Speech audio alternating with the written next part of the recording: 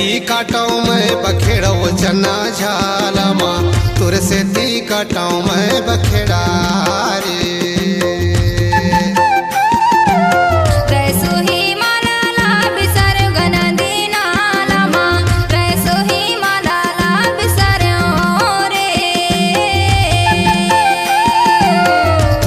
ती काटाऊ मैं बखेड़ो चना झालामा तुर से ती काटाऊ मैं बखेड़ा रे।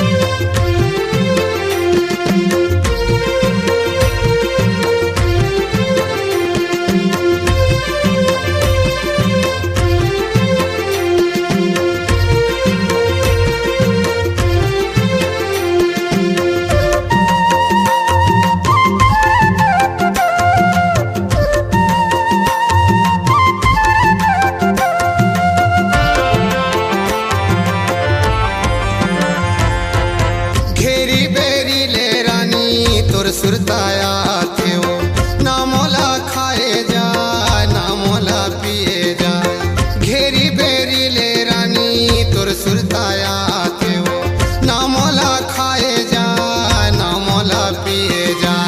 सोचे माँ कछु नहीं सुहावरे ना झालामा तुर से ती काटाऊ मैं बखेड़ा रे।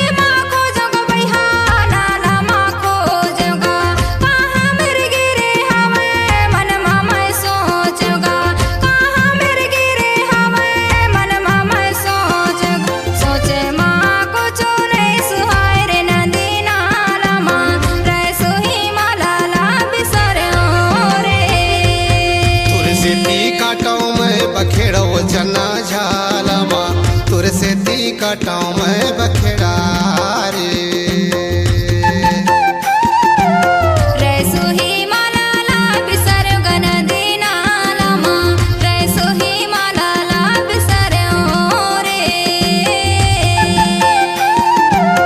तुर से ती काटाऊ मैं बखेड़ो चना झालामा तुर से ती काटाऊ मैं बखेड़ा रे।